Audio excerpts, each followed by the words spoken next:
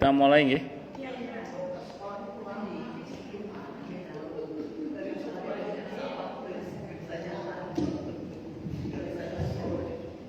Assalamualaikum warahmatullahi wabarakatuh. Bismillahirrahmanirrahim. Alhamdulillahirabbil alamin. Wa bihi nasta'inu ala umurid dunya waddin. Wassalatu wassalamu ala asyrafil anbiya'i wal mursalin sayyidina wa habibina wa syafi'ina wa qurrati a'yunina wa maulana Muhammadin wa ala alihi wa ashabihi wa dzurriyyatihi ajma'in, amma ba'd. Asyhadu an la ilaha illallah wa asyhadu anna Muhammadar Rasulullah wa ufawwidu amri ilallah innallaha basirun bil ibad. Hasbiyallahu la ilaha illa huwa alaihi tawakkaltu wa huwa rabbul arsyil azim. Qala Allah ta'ala fi kitabihil karim hikayatan an nabiyillahi Musa alaihi salam. Rabbi shrah li sadri wa yassir li amri wahlul 'uqdatam min lisani yafqahu qawli.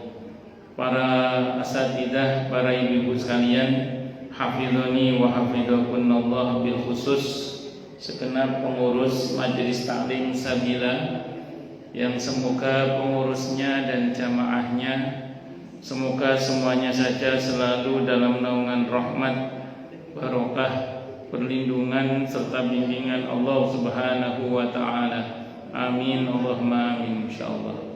Dan tentu saya doakan semoga kemuliaan ibu-ibu sekalian selalu dijaga dan ditingkatkan terus oleh Allah Subhanahu wa taala sebagai seorang muslimah, sebagai seorang istri, sebagai seorang ibu, dunia hingga syurga. Amin Allahumma amin insyaallah.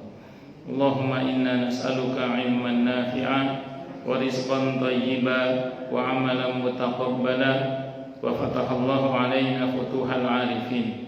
Allahumma inna na'udzubika min ilmin la yanfa' wa amalin la yurfa' wa qalbin la yakhsha' wa du'a'i la yusma'.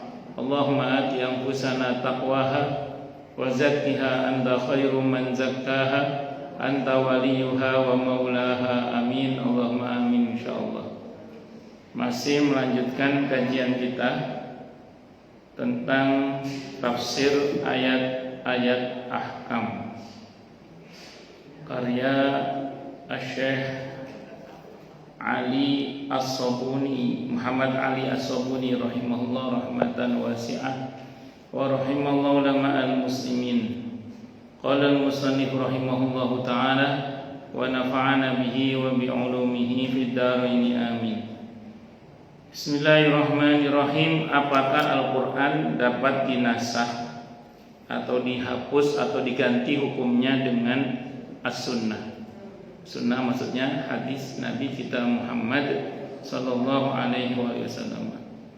Para ulama sepakat Al-Quran dapat dinasakh dengan Al-Quran, hadis dinasakh dengan hadis, dan hadis mutawatir dinasakh dengan yang sama derajatnya. Akan tetapi mereka berbeda pendapat terkait dengan apakah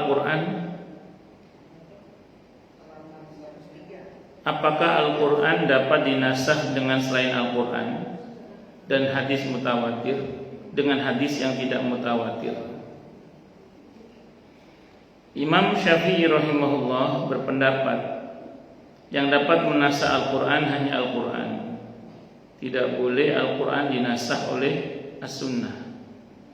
Berbeda dengan mayoritas ulama, menurut mereka Al-Quran boleh dinasakh dengan Al-Quran dan juga dengan as-sunnah, karena semuanya merupakan hukum yang bersumber dari Allah Subhanahu wa ta'ala. Sebenarnya kalau kita baca surah An-Nahl ayat 44 itu, ayat 44 itu surah An-Nahl, surah ke-16 itu ayat yang menjelaskan bahwa Nabi kita Muhammad sallallahu alaihi wasallam adalah satu-satunya manusia yang diberi SK oleh Allah untuk menjelaskan Al-Quran dengan baik dan pasti benar. Nah, berarti sebenarnya status hadis terhadap Al-Quran itu sebagai penjelas sebenarnya. Kalau dulu mungkin kita pernah belajar butir-butir Pancasila dan penjelasannya itu. Tapi dalam konteks ini adalah Al-Quran ya. Ya tentu tidak sama ya. Tapi dalam konteks Al-Quran ini kalau merujuk kepada An-Nahl ayat 44 tadi itu, maka sebenarnya Al-Quran dan hadis itu, hadis terhadap Al-Quran maksud saya itu sebagai penjelas, dan Al-Quran tidak bisa dipisahkan dari penjelasannya.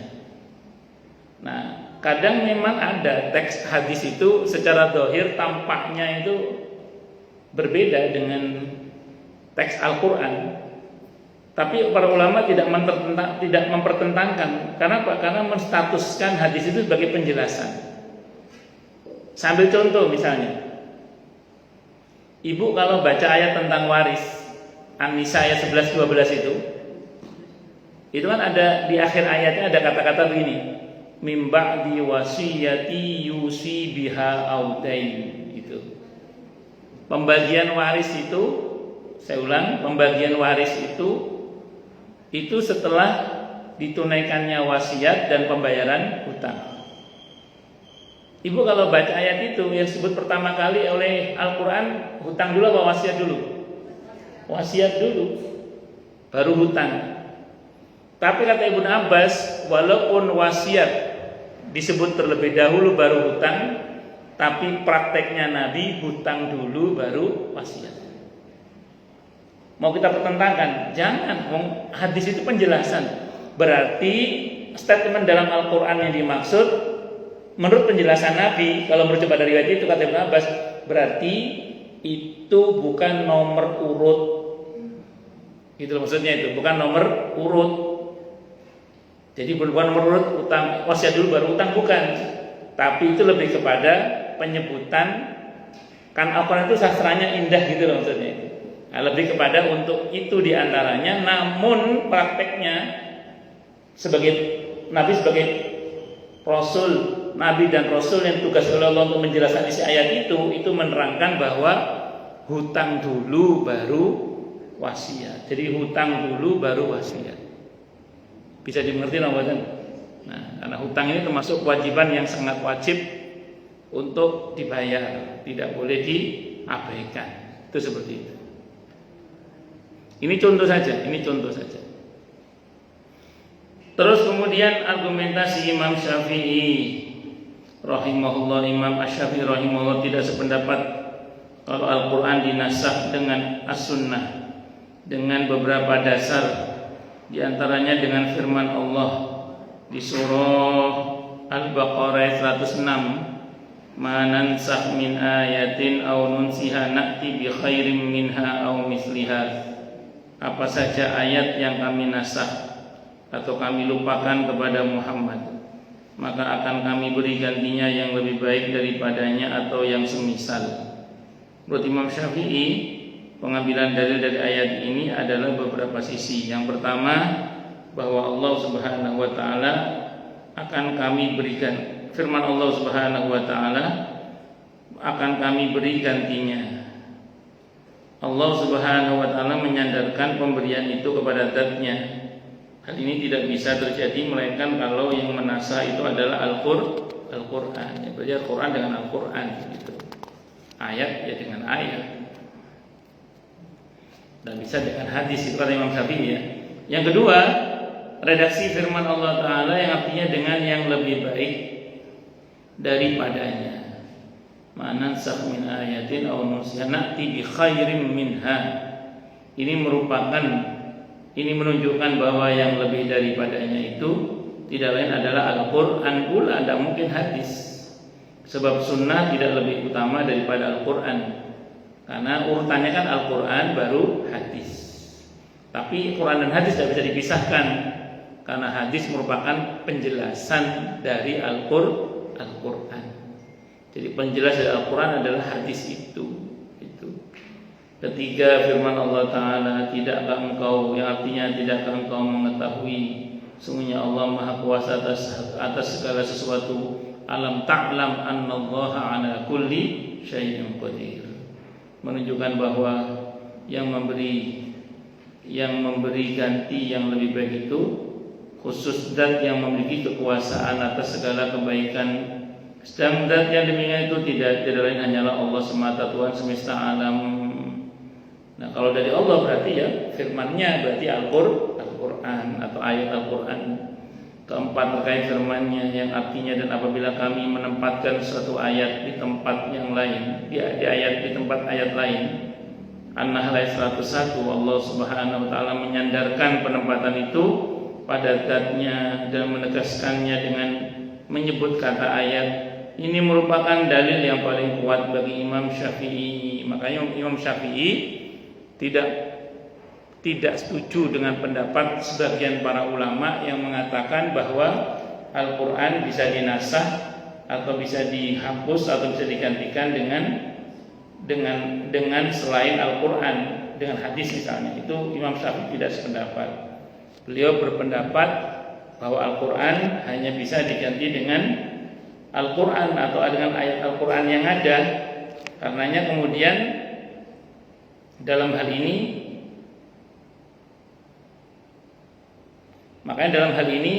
Imam Syafi'i tetap berpegang teguh pada pendapat bahwa yang bisa menasah Al-Quran adalah ayat Al-Quran juga, bukan hadis. Nah, mazhab Syafi'i itu memiliki satu prinsip bahwa hadis terhadap Al-Quran sebagai penjelas yang tidak bisa dipisahkan. Jadi kalau seandainya ada hadis yang secara teks tampak bertentangan dengan ayat Al-Quran, maka itu merupakan penjelasan. Saya contohkan tadi diantaranya mengenai praktek konsep waris dalam Al-Quran di An-Nisa ayat 11 dan 12 itu, yang dalam prakteknya kata Ibnu Abbas nanti mendahulukan utang baru wasiat. Bisa dimengerti nggih?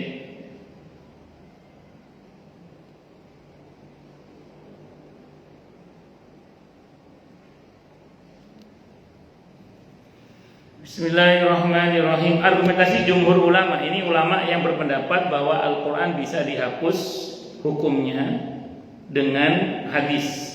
Ini pendapat jumhur. Jumhur ini mayoritas ulama ya. Jumhur itu mayoritas ulama. Jumhur ulama berpendapat Al-Quran dapat dinasah dengan as-sunnah berdasarkan dalil-dalil yang kami ringkas sebagai berikut. Dalilnya banyak juga. Nah, tapi diringkas oleh Syekh Ali As-Sabuni sebagai berikut.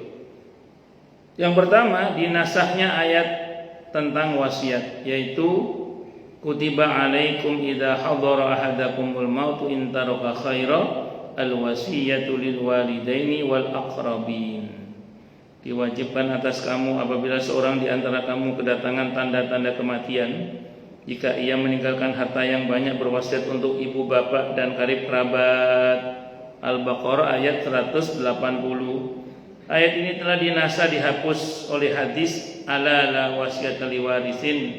Ketahuilah bahwa tidak ada wasiat bagi ahli waris.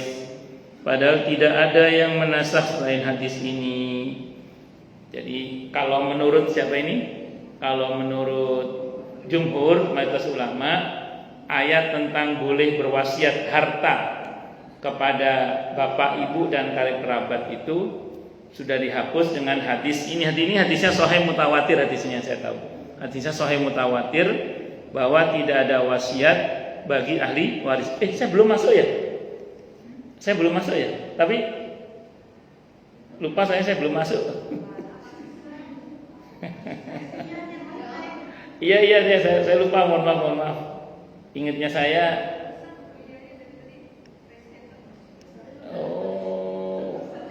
gimana ini kok lupa saya.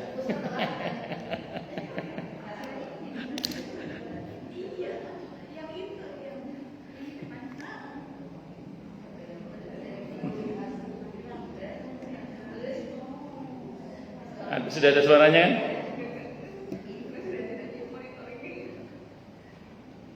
Ibu lanjut. Jadi tidak ada wasiat untuk ahli waris.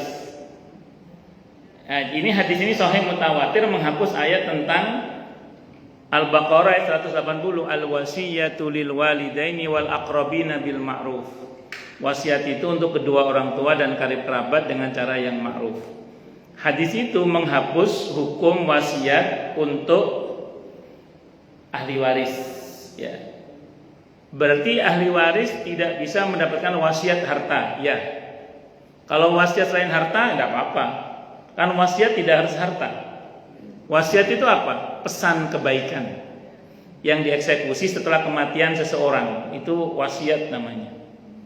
Jadi misalnya nanti kalau saya mati, tolong anak saya diajarkan ngajinya ke ustadz ini ya, atau ke kiai ini ya gitu.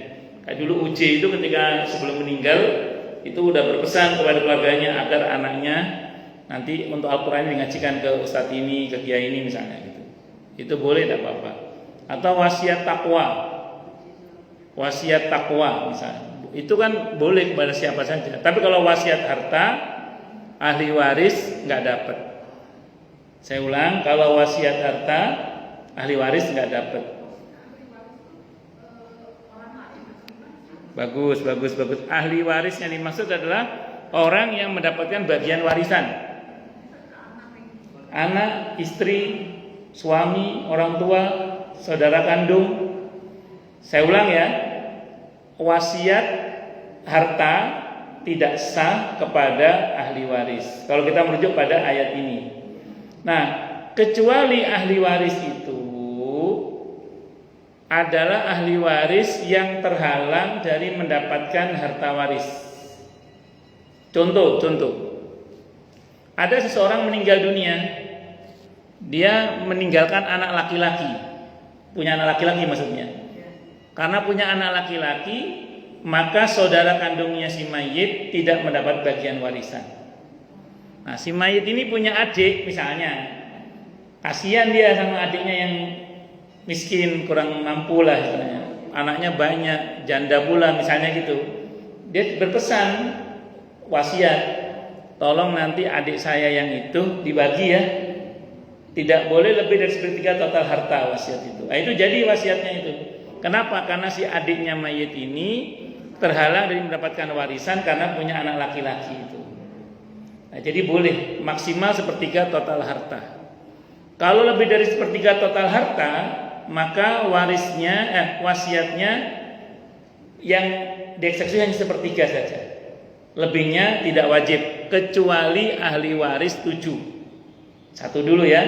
Yang kedua, kalau si mayit berwasiat harta untuk ahli waris yang mendapatkan bagian waris, itu tidak sah kecuali, ini dalam kitab takrib madzhab Syafi'i ya, kecuali kalau semua ahli waris 7. Tidak apa-apa. Contoh misalnya, kan ada orang itu punya anak 1-2 itu kerep, anak ketiga kesundulan. Jadi jaraknya 17 tahun misalnya gitu dengan kakaknya. Sehingga ketika si bapak ini mau meninggal misalnya, si anaknya ini masih sekolah lah misalnya gitu. Terus pesen wasiat ke anak-anaknya, tolong ya itu tabungan papa yang di bank apa itu misalnya gitu. Itu buat adik ya, buat sekolahnya adik misalnya gitu. Itu nggak jadi itu, wasiat itu nggak jadi. Kecuali semua ahli waris 7. Ya udah nggak apa-apa, kita udah di sekolah sama papa sampai S3 semuanya gitu, biarin adik kan dia masih sekolah. Nah, kalau semua setuju jadi tidak apa-apa. Itu dalam kitab takrib begitu. Tapi kalau satu saja nggak setuju, nggak bisa, harus dibagi waris. Makanya kalau mau dihibah sejak hidup. Tapi kalau hibah harus semuanya dapat. Kalau hibah kecuali nafkah. Kalau nafkah itu sesuai kebutuhan. Rumusnya ini rumus ya. Ini kalau anaknya beberapa ya. Kalau anaknya cuma 1 ya nggak masalah. Kalau anaknya beberapa ini rumus. Kalau nafkah itu sesuai dengan kebutuhan. Itu rumus dulu. Tapi kalau hibah dan hadiah asasnya harus adil. Saya ulang ya. Kalau nafkah asasnya adalah sesuai dengan kebutuhan. Sementara kalau kalau hadiah atau hibah itu harus adil. Saya bicara dari hibah dan hadiah dulu. Saya sering sebutkan hadisnya. Sini hadisnya riwayat Imam Bukhari. Ketika ada sahabat Nabi namanya Nu'man bin Bashir, itu akan diberi harta oleh ayahnya yang namanya Bashir radhiyallahu anhu. Ibunya Nu'man, istrinya Bashir radhiyallahu anhu itu protes. Cin itu cinta maksudnya. Anakmu kan banyak, kok kamu kasih cuma Nu'man aja? Kata bapaknya, ya saya mau ngasih Nu'man aja, yang lain enggak. Kata bapaknya gitu. Ibunya enggak terima, anaknya 3, ada Bella, ada Irin, kok Fatur aja dikasih, misalnya gitu. Protes. Udah, kamu akan saya laporkan ke Rasulullah Muhammad sallallahu alaihi wasallam. Nah, Nu'man juga bilang, saya juga enggak mau terima hibah dari ayah kalau Rasulullah tidak menjadi saksinya. Maka datanglah ke Rasulullah Muhammad SAW. Nabi nanya, apa makal? Anakmu cuma ini saja? Anak saya banyak ya Rasulullah. Kamu beri semua? Tidak. Kata Nabi, ittaqullah wa'dilu baina auladikum. Bertakwalah kalian kepada Allah dan berlaku adillah di antara anak-anak kalian. Satu diberi, yang lain kasih semua, kata Nabi. Jadi kalau satu diberi, yang lain kasih semua. Itu perintah beliau. Nah, ini namanya asasnya adil kalau untuk hibah atau hadiah. Nanti ke cucu juga termasuk. Iya, saya pernah cerita sini, ada jamaah saya itu satu perjalanan dengan saya, bukan jamaah, teman, lebih tepatnya teman. Karena kita ada tugas bareng-bareng, ibu-ibu saat itu ditanya oleh temannya, kamu nggak ngasih, nggak belanja oleh-oleh? Kata ibu itu, saya dengar sendiri itu, cucu saya banyak. Kalau saya beliin satu mesti saya beliin semua, ngomong gitu. Nah itu bener itu, karena itu rupanya anak ibunya ini tugas nggak bawa sangu karena anaknya nggak nyamonium. Nah kalau satu kasih semua itu, jangan sampai nanti cucu yang lain ngomong itu dikasih, aku kok nggak dikasih. Jangan sampai begitu. Itu salah. Kadang di sini nggak ada ya, kan kadang ada kakek atau nenek itu. Karena anaknya ini mampu, terus anaknya mampu, cucunya nggak dikasih karena dianggap bapaknya mampu lah. Kasih cucu-cucu dari anak yang tidak mampu. Akhirnya yang mampu ini anaknya ya protes. Cucu kan mana tahu itu. Taunya kakeknya kok nggak adil, neneknya kok nggak adil. Nah baik, saya teruskan lagi ya. Singkat kata singkat cerita, itu kalau kita bicara apa tadi? Hibah atau hadiah. Tapi kalau kita bicara nafkah, itu sesuai kebutuhan. Contoh, ada seseorang punya anak misalnya 3 tadi, anaknya 3. 2 mampu, 1 tidak mampu, miskin, tidak mampu, anaknya banyak, miskin, misalnya gitu ya. Kalau di fikih, kalau orang tua mampu, syaratnya orang tua mampu ya. Terus kemudian anak tidak mampu, fakir, apalagi dia ya betul-betul membutuhkan lah kalau bahasa kita, maka orang tua yang mampu ini berkewajiban menafkahi anaknya ini. Kepada yang mampu tidak ada kewajiban mau mampu. Kepada yang tidak mampu ada kewajiban. Terutama yang fakir itu. Nah, apalagi dia punya kebutuhan khusus dalam hal ini. Nah, itu lebih lagi. Kalau punya kebutuhan khusus lebih lagi mesti diperhatikan. Loh, berarti yang lain nggak dikasih dong? Anak ini doang ya? Iya, tidak apa-apa. Karena itu konteksnya tidak mampu nafkah. Yang lain kan mampu. Ini konteksnya nafkah, bukan dalam konteks hadiah. Itu seperti itu. Nafkah itu ya asasnya sesuai dengan kebutuhan. Nah idealnya sih memang kalau nafkah itu, kalau anak sudah berumah tangga terutama, idealnya nafkahnya itu kalau bisa dibantu dalam bentuk permodalan untuk usaha. Kalau anaknya punya kecakapan dalam mengelola harta, sekali dimodali kok masih bangkrut, coba 2 kali, dicoba lagi kok masih bangkrut, sekali lagi, kok 3 kali masih bangkrut. Nah itu kalau di fikih namanya safih. Safih itu orang yang tidak punya kecakapan dalam mengelola harta. Muflis, orang yang bangkrut, atau orang yang gak potongan soge, itu orang Jawa bilangnya. Yang model begini ini udah nafkahi aja, udah kasih aja. Iya. Ya mau gimana lagi? Gak potongan soge, Bu. Dan atau dikaryakan, suruh kerja tapi sebagai karyawan, apa yang digaji. Ya, supaya dia ada rasa tanggung jawab misalnya. Nah, karena kan orang tuanya nggak mesti ada terus kan, karena orang tua kan ada umurnya juga orang tua itu. Supaya dia bergantung kepada Allah dan begitu seterusnya. Bergantung hanya kepada Allah dan begitu seterusnya. Wallahu a'lam bishawab.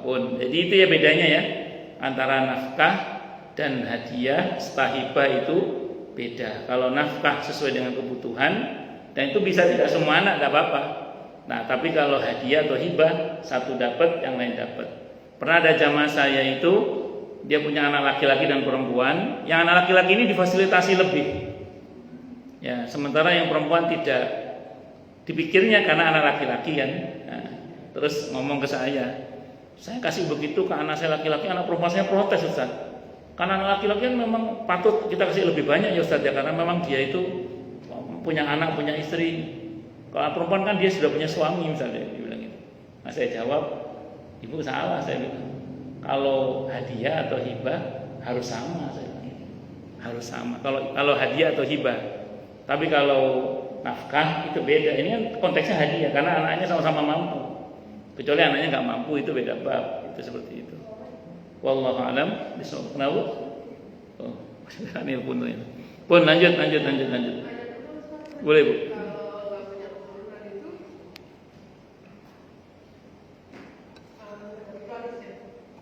Kenapa? Gak ada keturunan. Yang meninggal siapa?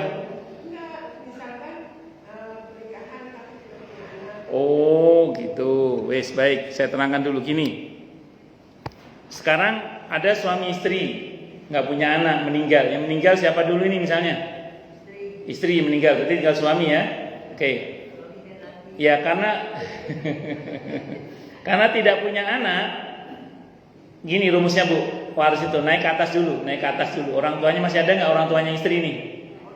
Ya, ada. Ada apa nggak ada? Kalau nggak ada, oke, coret ya. Kalau ada, nanti dapat bagian waris. Ayah itu 1/6 secara prinsip dulu. Nanti ibu bisa 1/6, bisa 1/3. Ayah itu bisa 1/6 plus sisa atau mendapatkan sisa nanti ayah itu. Nah, itu secara umum dulu, tergantung siapa nanti ahli warisnya. Terus ke samping dulu, saudara kandung si istri ada nggak? Saudara kandung si istri ada apa enggak? Kalau ada berarti dia mendapatkan bagian waris. Jadi bagian warisnya kalau ada saudara laki dan perempuan, saudara laki-laki 2 kali saudari perempuan. Ya, kalau saudara laki-laki dapat 2.000, perempuan dapat 1.000. Itu nanti bisa dimengerti ya. Nah, terus kemudian turun ke bawah. Ini karena nggak punya siapa-siapa kan, berarti ya sudah nggak ada, turun ke bawah. Habis si saudara ada, sisa habis sudah. Kan nggak ada anak. Oh nggak dapat. Anak angkat itu nggak dapat. Anak angkat itu dapatnya wasiat kalau ada wasiat. Ya. Di Kemang Pratama kemarin ada konflik masalah itu. Jadi ada, tapi ini konteksnya dia punya anak kandung. Jadi ada anak kandung, ada anak angkat. Kan si bapak ini cerai dengan ibunya anak kandungnya ini. Nikah lagi dengan istri yang berikutnya itu nggak punya anak, tapi punya anak tiri, bukan anak angkat, anak tiri, punya anak tiri, anak bawaan istri. Meninggalnya di rumah anak-anak tirinya ini, karena anak aslinya memang jauh tinggalnya, dia tinggal bersama anak-anak tirinya ini. Nah, rupanya pas meninggal tidak meninggalkan wasiat, otomatis kan waris. Sementara si bapak ninggalin sertifikat tebelnya segini kira-kira. Bapaknya meninggal dengan sertifikat segini, kira-kira segini tebelnya itu. Saya suruh datang, orang berantem saya suruh datang, ya Allah.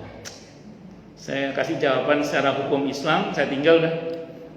Saya mau suruh ngadepin orang berantem jadi.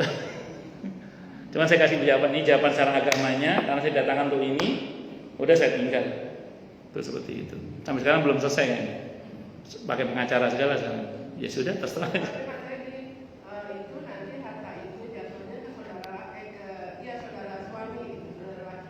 Enggak, saudara suami gak dapat apa-apa. Kalau itu harta si istri. Kalau itu harta si istri ya. Kalau dari harta suami, saudara suami dapat dari harta suami tapi iya. Kalau yang meninggal suami dari harta suami yang dapat saudaranya suami. Ya, begitu. Allah.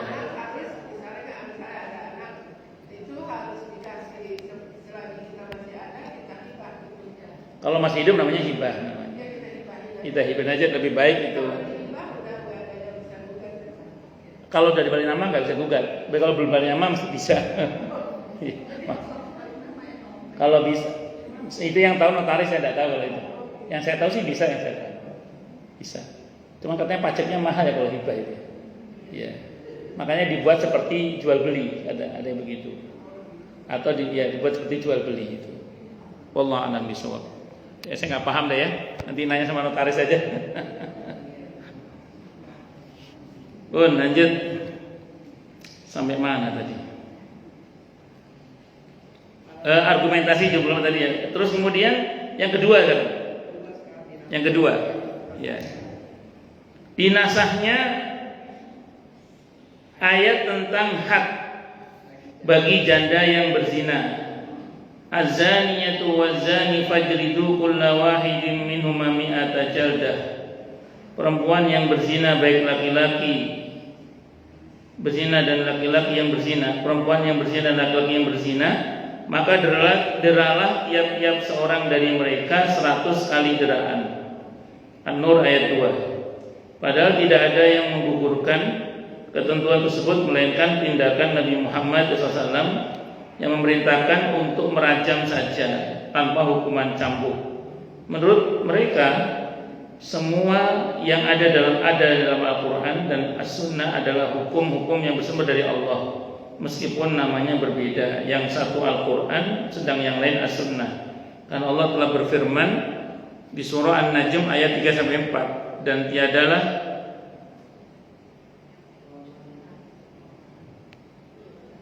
tiadalah yang ia ucapkan itu menurut kemauan hawa nafsunya. Ucapannya itu tiada lain hanyalah wahyu yang disampaikan. Wa ma yantiqu 'anil hawa in huwa illa wahyu yuha. An-Najm ayat 3-4. Menurut mereka dalil-dalil yang dikemukakan oleh Imam Asy-Syafi'i tidaklah jelas. Sebab kata kebaikan maksudnya adalah kebaikan dari sisi hukum. Hukum yang terdapat pada An-Nasikh ayat yang menghapus lebih baik daripada hukum yang ada pada Mansukh ayat yang dihapus, sesuai dengan pengetahuan Allah atas kemaslahatan bagi manusia berikut waktu dan kondisi yang terdapat dalam kandungannya. Kebaikan yang dimaksud bukan dari sisi redaksi atau ayat lebih baik daripada redaksi ayat yang lain. Kalau permasalahan terletak pada redaksional, maka hukum yang ada pada Nasikh akan selalu lebih baik daripada yang ada pada Mansukh. Baik Nasikh itu Al-Quran maupun As-Sunnah, karena semuanya bersumber dari Allah, dan yang maha bijaksana lagi maha mengetahui. Ini kritik jumhur terhadap pendapat Imam Syafi'i. Tapi Imam Syafi'i juga punya pendapat sama masing-masing. Dan kalau pendapat dengan pendapat itu tidak saling menghapus ya. Kalau pendapat dengan pendapat itu tidak saling menghapus. Jadi ada kaidah yang berbunyi begini, Bu. Al-ijtihadu la yunqaddu bil ijtihad. Ijtihad itu tidak bisa dihapus dengan ijtihad yang lain. Jadi pendapat Imam Syafi'i tidak bisa dihapus dengan pendapat jumhur mayoritas ulama, nggak bisa. Sebagaimana 4 madhab itu, Imam Hanafi madhabnya tidak menjadi hilang gara-gara ada Imam Maliki. Imam Maliki madhabnya tidak menjadi hilang gara-gara ada madhab Syafi'i.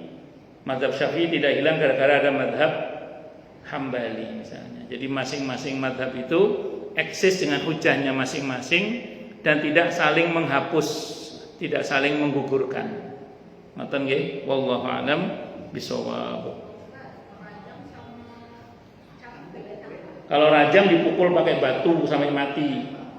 Ya, dikubur badannya, tersisa seleher, dipukul, dilempari batu sampai mati. Itu kalau dia sudah menikah, zinanya sudah menikah. Itu kalau dia lapor.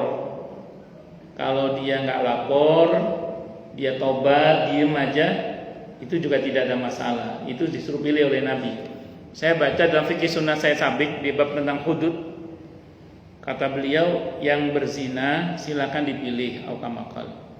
Nanti kalau lapor silakan dan akan saya hukum, kata Nabi. Atau diem, nggak usah cerita, udah diem aja. Diem, nggak usah cerita, tobat yang penting.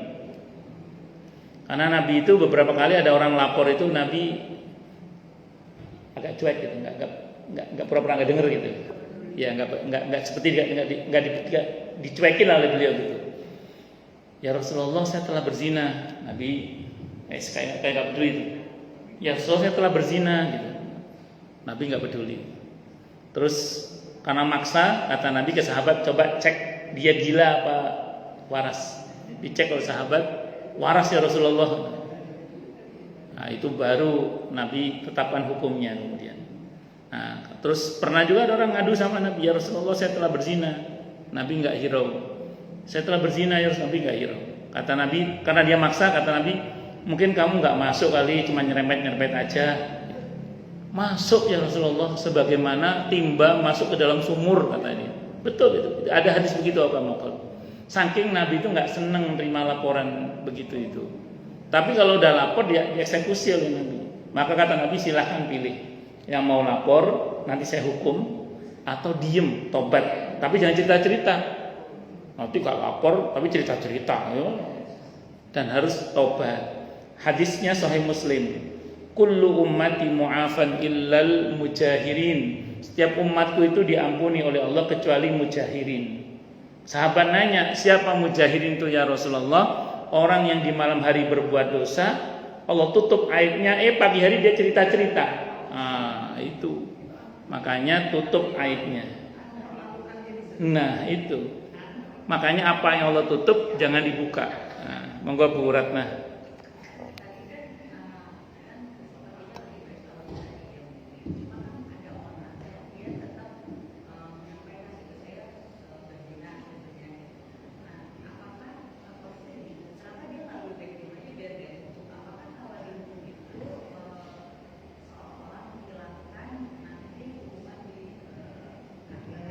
Ya, wallahu alam bisawab ya. Kalau sependek yang saya baca, yang mengaku itu memang betul-betul sudah bertobat dan dia ingin betul-betul bersih. Makanya ketika seorang wanita yang dirajam sampai mati itu kan beberapa sahabat memaki itu. Kata Nabi, jangan maki dia. Karena andaikan tobatnya ini dibagi ke 70 orang di antara kalian masih cukup, saking diterimanya tobatnya oleh Allah. Itu pertanda bahwa di akhirat dia tidak diurus lagi, tidak akan diperkarakan lagi. Yang tidak melapor tentu banyak juga.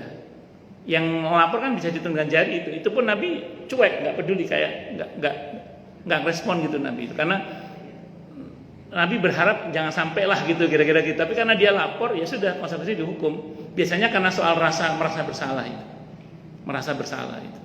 Nah, ya itu pilihan masing-masing orang. Saya kira itu wallahu a'lam bishawab. Ngoten nggih. Ini di online ada yang nanya juga ini kayaknya nih. Saya baca dulu nih. Di pesan mana di pesan ini? Pesan yang mana Bu? Pesan Bu? Ya, gimana?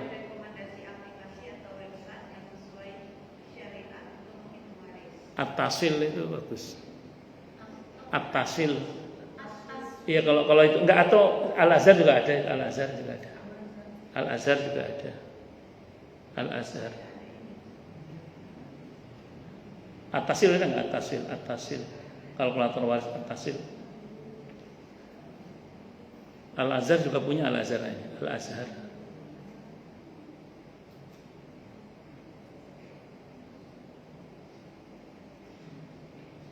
Tapi sekarang AI juga bisa.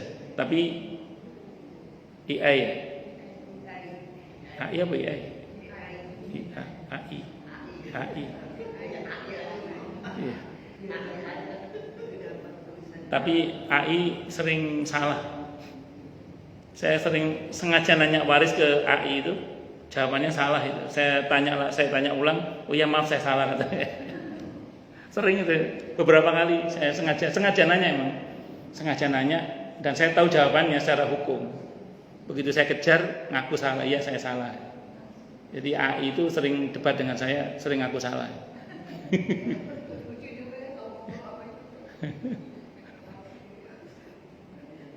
Ketemu At-Tasil atau Al-Azhar, waris, kalkulator waris. Saya dulu punya kalkulator waris 4 madhab.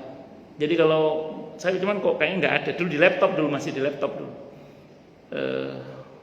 Laptopnya udah rusak. Nah itu ada aplikasi waris 4 madhab. Jadi tinggal mau bagi waris versi madhab Syafi'i, Hambali, Maliki, Hanafi, Fikih Sunnah itu ada itu. dulu ada dulu. Nggak tahu masih ada apa enggak itu. Dulu saya di laptop dulu itu, kalau nggak salah itu di laptop. Sekarang sedang tidak punya laptop.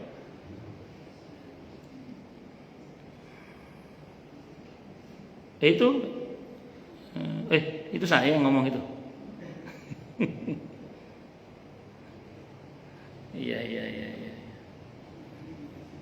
Baik, saya kira itu nggih. Saya kira itu. Baik, saya teruskan lagi nggih. Tarjih sekarang. Tarjih ini mengadu 2 dalil. Dari sini dapat disimpulkan bahwa pendapat mayoritas ulama lebih kuat sebab kebaikan dan keutamaan itu hanya terletak pada perbedaan hukum-hukum, baik yang sifatnya memberatkan ataupun yang meringankan. Untuk lebih menyempurnakan pembahasan ini, ada baiknya mengacu pada ilmu ushul fikih. Ini kesimpulan dari Syekh Ali As-Sabuni. Beliau memandang pendapat mayoritas ulama itu lebih kuat daripada pendapat Imam Syafi'i. Tapi ini pendapat ya, dan tidak saling menghapus. Saya ulang, tidak saling menghapus. Bagaimanapun juga pendapat Imam Syafi'i masih eksis sampai sekarang. Tidak terhapus oleh pendapat mayoritas ulama dalam hal ini. Tetap masih eksis karena antar pendapat ulama tidak saling menghapus, gitu ya. Ya saya sering contohkan, jenengan hari ini ngaji sama saya, besok sama Ustadz Ibad. Antara saya dan Ustadz Ibad kan bangunan fikihnya mungkin berbeda. Nah saya kan bangunan fikihnya kan mazhab Syafi'i misalnya, beliau mungkin bangunan fikihnya mazhab Hambali misalnya. Sehingga kemudian antara saya dan beliau sering mungkin terjadi perbedaan pendapat. Nah pendapat saya itu tidak menjadi hapus gara-gara pendapat Ustadz Ibad. Sebagaimana pendapat Ustadz Ibad itu tidak terhapus gara-gara pendapat saya berbeda dengan beliau. Itu seperti itu. Misalnya aja itu. Jadi kalau antar pendapat tidak saling menghapus. Tapi kalau antar dalil Al-Quran dan Sunnah itu bisa menghapus dalil yang lain dengan ketentuan tadi. Kalau teks dalilnya tidak bisa dikompromikan, tidak bisa dicari benang merahnya, maka biasanya nanti itu menjadi nasikh mansukh. Ada dalil yang menghapus, ada dalil yang dihapus. Nasikh mansukh ini bukan jalan utama ya. Jalan utama itu tetap kalau ada 2 dalil yang tampaknya bertentangan, itu langkah utama para ulama itu mengkompromikan dulu. Tidak langsung dihapus gitu aja, enggak. Dicari benang merahnya gitu. Itu namanya al-bina al-jam'u gitu. Baru dicari mutlak muqayyadnya, amkhosnya gitu. Dalil umum, dalil khususnya, pengecualiannya dicari begitu. Baru kemudian nanti nasikh mansukh terakhir itu ditarjih. Kalau nggak ketemu nasikh mansukhnya, itu ditarjih terakhir itu. Ditarjih itu 2 dalil diadu, mana yang paling kuat itu yang dipilih. Itu seperti itu. Yang keempat, apakah mungkin ayat yang menghapus lebih berat dan sulit daripada yang dihapus? Nah, ini nanti kita bahas di pertemuan yang akan datang, insya Allah. Kalau nggak ada pertanyaan, kita tanya jawab dulu. Kalau nggak ada saya lanjutkan, maksudnya gitu. Monggo silakan, yang mau tanya dulu. Tanya, protes, marah boleh. Kalau nggak ada saya teruskan. Saya mau tanya Pak Ustadz. Oh nggih, monggo Bu Yayu. Ini begini, ada seseorang yang menjadi istri simpanan itu sudah berpuluh-puluh tahun. Sampai sekarang itu suami dan anaknya tidak tahu tuh bagaimana hukumnya. Suami dan anak, kok suaminya nggak tahu gimana? Jadi suaminya tidak tahu kok bahwa istrinya itu menjadi istri simpanan. Loh, ntar. Maaf, ada seorang suami punya istri. Bukan seorang suami punya istri. Lah istrinya itu simpanannya orang gitu, tapi suaminya tidak tahu. Loh, berarti istri ini poliandri gitu. Iya, tapi suaminya nggak tahu. Oh, ada yang tahu? Ibu kok tahu? Ya, karena saya kenal. Baik. Saya bingung mau laporan nanti gimana gitu loh. Laporan ke suaminya maksudnya. Oh ya Allah. Baik, saya jawab ya, secara hukum saya jawab. Oke. Nggih, sami-sami. Ya Allah, ada begitu ya? Bukan main. Baik, saya jawab. Jadi gini, kan dia punya 2 suami berarti kan? Kalau pernikahan yang pertama masih sah dan tidak putus, maka pernikahan yang kedua itu yang batal. Jadi tidak sah pernikahannya. Sehingga status istri ini adalah istri dari suami pertama, bukan dari suami yang kedua. Dengan catatan kalau pernikahan yang pertama belum putus. Kalau pernikahan yang pertama sudah putus dan sudah habis masa iddahnya, maka pernikahan yang kedua tentu kalau syarat rukunnya terpenuhi sah pernikahannya. Itu dulu secara hukum jawabannya. Makanya kalau betul kata ibu bahwa dia masih berstatus sebagai istri orang lain, kalau dia menikah dengan laki-laki lain, maka pernikahan yang kedua itu tidak sah. Baik, itu yang pertama dulu ya. Yang kedua, suami yang kedua itu tahu nggak kalau dia punya suami masih? Kalau dia tahu dia masih punya, apa? Tahu Pak, tahu. Oh, tahu yo. Kalau tahu ya otomatis pernikahannya tidak sah itu. Dan dua-duanya zina, berarti zina itu karena pernikahannya tidak sah. Sesuatu yang tidak sah itu batil. Al-butlanu la asara fil hukmi, sesuatu yang batal itu tidak punya implikasi hukum. Ngoten nggih Bu nggih? Terus bagaimana ini rencana Ibu untuk melaporkan? Pertama gini, Ibu harus ingkar bahwa itu adalah kemungkaran. Ibu harus ingkar pada perbuatan itu. Ibu tidak boleh ridho dengan perbuatan itu. Ibu harus membenci perbuatan itu karena Ibu mengetahui itu. Ibu harus tidak setuju dalam hati. Kalau Ibu cukup punya nyali, ya hentikan kemungkarannya itu. Kalau sekiranya nggak bisa diajak omong baik-baik, ya sudah laporkan ke, ya nggak tahu lapor kemana itu. Anaknya dulu barangkali Pak. Iya. Karena kasihan suami pertamanya itu sebenarnya. Itu juga. Ya, wallahu a'lam bishawab. Ngoten nggih? Nggih, matur nuwun Pak. Nggih.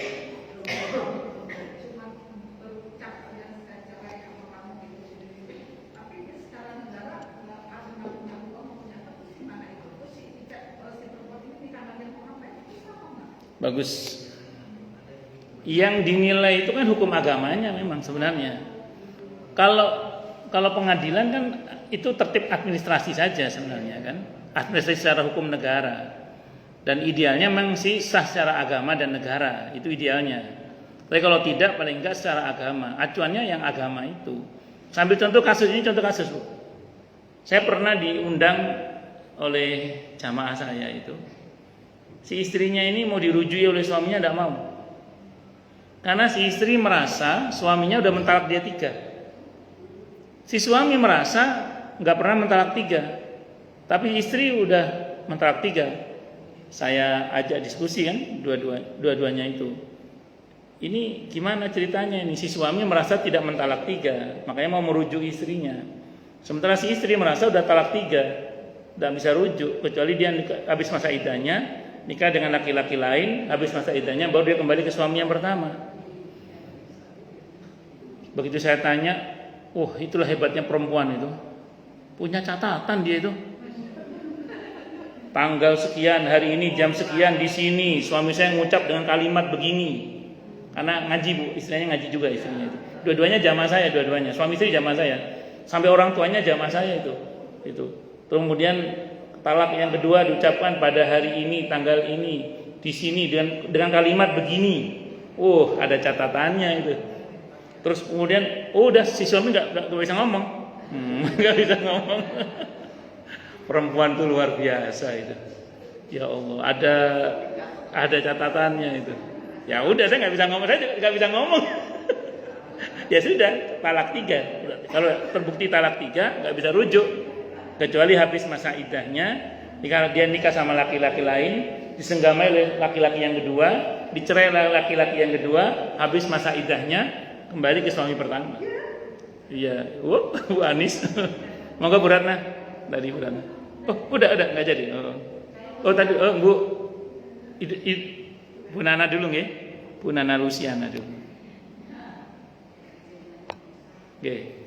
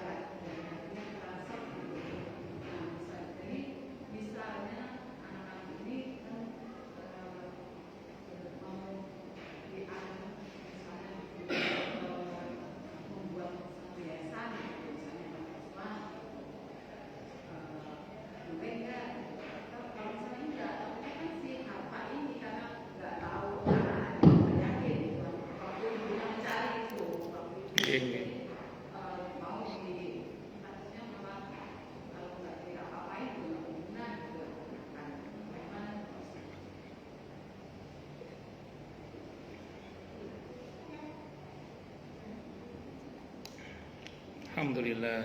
Ada 2 pendekatan fikih. Pendekatan yang pertama, melaksanakan dulu warisnya itu. Karena itu kan kewajiban kan? Kewajiban. Jadi tetap dipindahkan kepada ahli waris sesuai dengan ketentuan waris itu. Kalaupun kemudian anak-anaknya nggak seret dengan memiliki harta itu terserah, setelah itu mau diapain terserah. Saya ulang pembagian waris tetap dilaksanakan. Bahwa kemudian setelah itu si anak-anaknya mau membuat apa terserah. Karena tidak seret untuk memiliki itu. Tidak ada masalah. Itu satu dulu Kemudian yang kedua, ya ma yuribu ila ma la yuribu. Tinggalkan apa yang kamu ragu kepada yang kamu tidak ragu.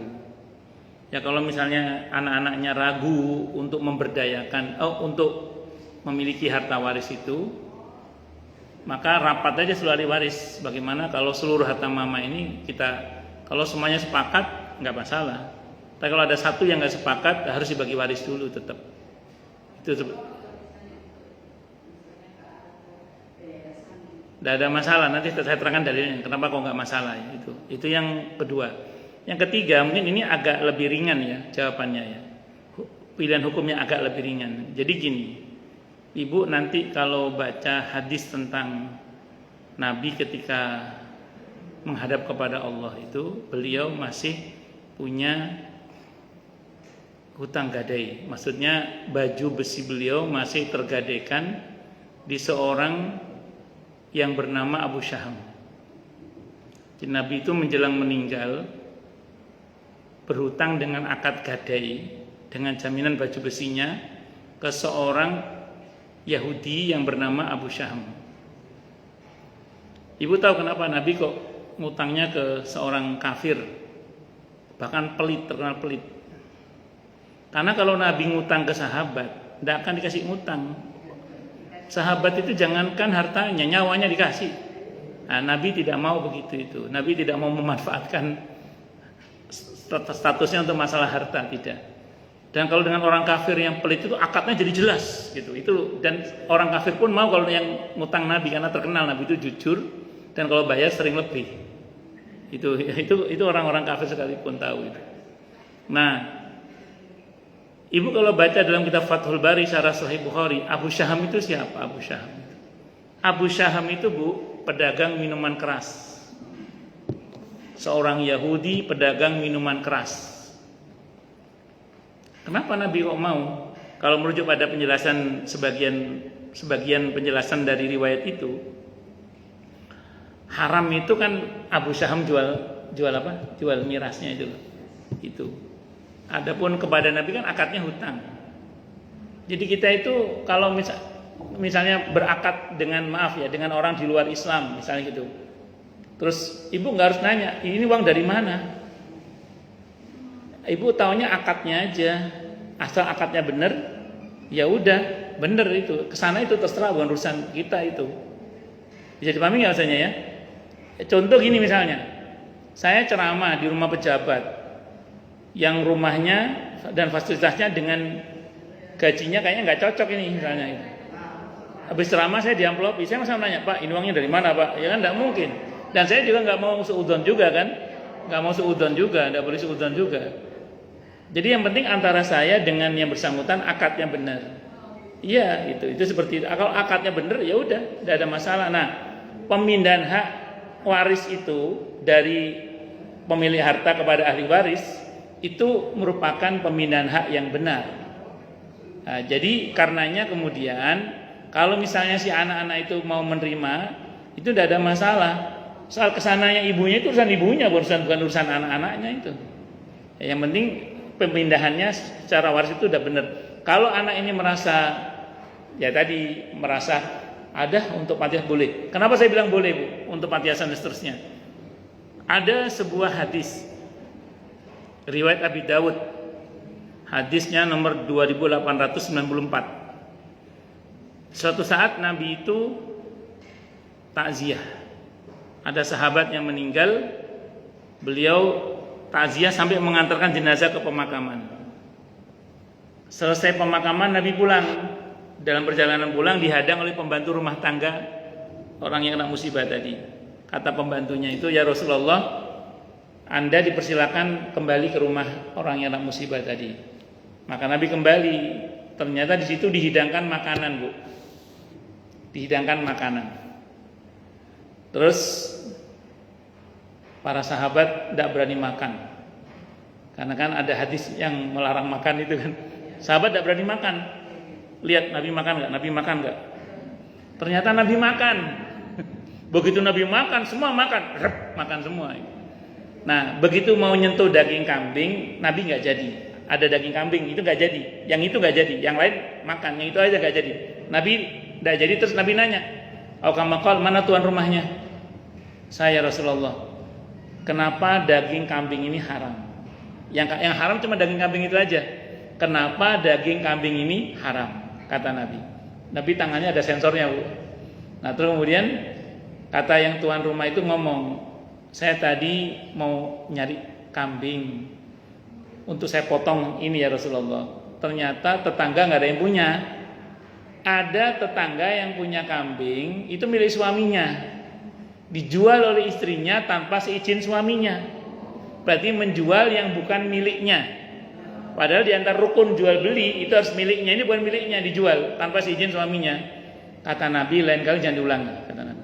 Berarti ini akadnya cacat. Jadi akadnya cacat ini, Bu, cacat pada akadnya. Pemindahan haknya nggak bener ini, karena batil sehingga tidak punya implikasi hukum.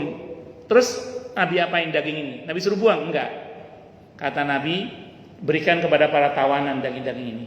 Saat itu tawanan bukan orang di penjara, Bu, bukan, karena di penjara itu enggak. Dulu di masa Nabi belum ada penjara.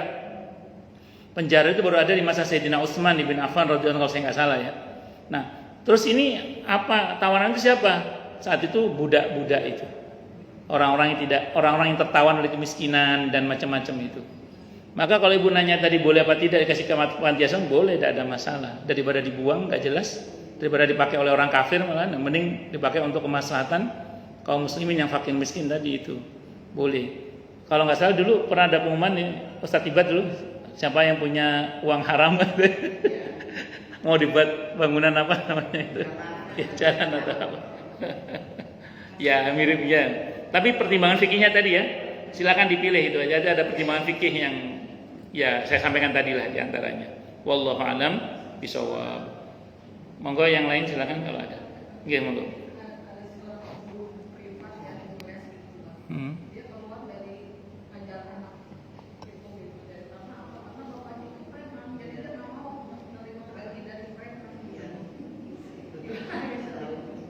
Ya tidak apa-apa, itu terserah. Tidak mau terima tidak apa-apa, itu terserah. Tidak apa-apa, itu terserah. Cuman kalau pakai fikih dakwah harusnya tetap mau ngajar supaya anaknya ngajar preman juga gitu loh. Atau supaya mudah-mudahan dengan ngaji itu bapaknya tobat. Pendekatannya mestinya fikih dakwah mestinya. Ya kadang orang nggak pakai fikih dakwah sih. Kayak gini deh. Saya punya kawan saya itu kerja di asuransi syariah, asuransi syariah. Ngaji anaknya di sebuah TPQ, tapi bukan TPQ sih, di rumah seorang ustadzah lah gitu ya. Ngobrol lah si ustadznya sama istrinya. Awalnya bulan-bulan sebelumnya kalau SPP diterima terus, suatu saat nanya, ibu suami kerja di mana? Kerja di asuransi syariah. Saat itu di bawah naungan BNI syariah itu. Oh iya ya. Sejak tahu kerjaan suaminya itu si ustadznya nggak mau nerima uangnya itu. Ya enggak apa-apa, itu haknya. Itu terserah ya. Cuman kalau yang tadi meninggalkan si anak preman itu menurut saya salah, itu kasihan. Harusnya mumpung dia mau ngaji, iya ajari, siapa tahu melalui pintu anaknya ini dia taubat. Itu kalau pakai fikih dakwah, harusnya begitu. Tadi nyenan sudah tadi? Belum? Enggak, belum. Lupa. Nggih.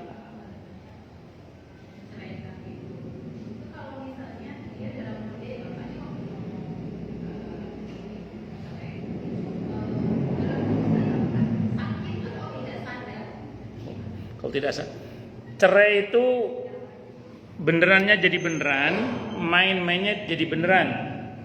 Kecuali kalau karena dipaksa. Yang kalau dia tidak melakukan itu berarti dia dibunuh misalnya atau dipaksa lah. Artinya bukan karena kemauan dia, tapi karena dipaksa gitu. Yang kedua, karena yang bersangkutan itu tidak marah sampai tidak sadar. Apalagi ini karena sakit sampai tidak sadar. Maka itu insyaallah tidak jatuh hukum talaknya. Tidak jatuh. Jadi kalau karena tidak, kembali pada ayat Rabbana la tu'akhidna in nasina. Sama-sama gak sadar, karena kan yang satu sakit. Minuman kerasnya tetap haram gitu. Iya, tapi kalau tidak sadarnya sih insyaallah tidak jatuh hukum talak. Insyaallah. Wallahu a'lam bishawab. Ya. Monggo yang lain silakan kalau ada. Nggih, monggo Bu. Bu Ika, nggih.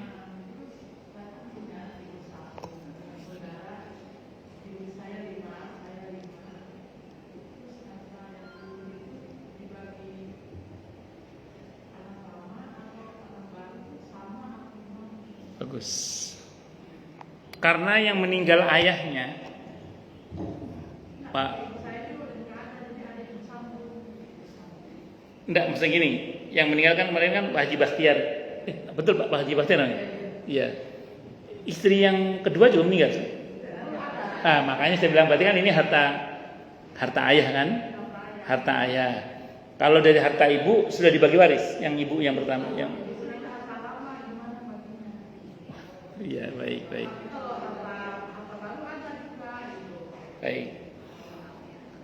Kalau mau diurut dari ibundanya ibu dulu. Ya, jadi harta yang ibundanya ibu itu dibagi waris dulu.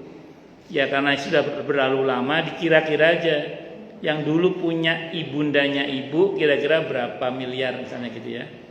Nah, atau berapa triliun gitu kan contoh yang banyak.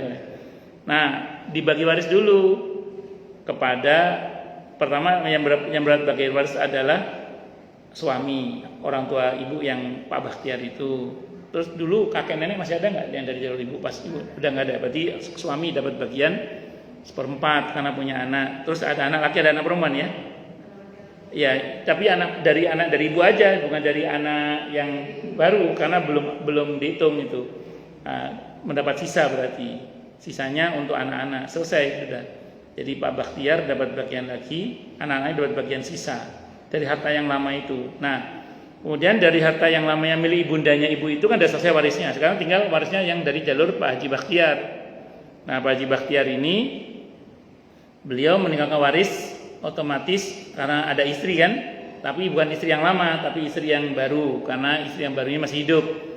Istri yang baru mendapat bagian harta 1/8 dari harta beliau yang ada sekarang.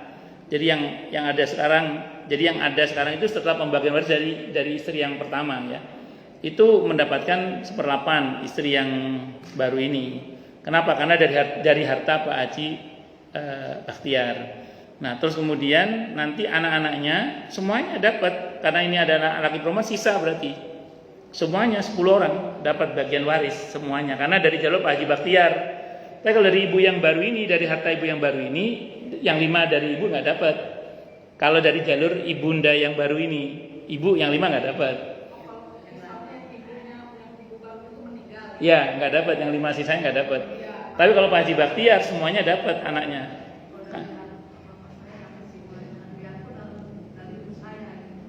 Kalau dari ibundanya ibu, cuma yang 5 orang dari ibu aja yang dapat. Yang 5 yang baru nggak dapat. Ya, jadi pembagian itu cuma pada 5 orang aja, gitu. Betul. Okay. Allah a'lam bishawab. Caranya gitu.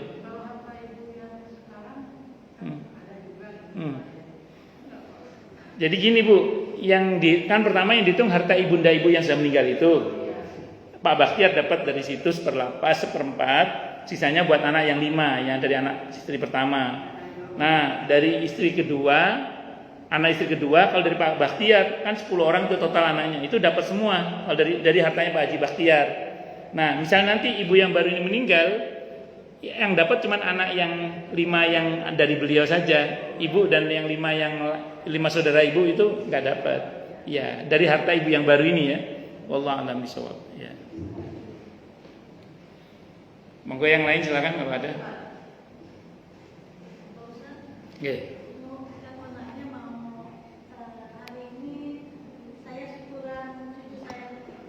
Masya Allah, alhamdulillah.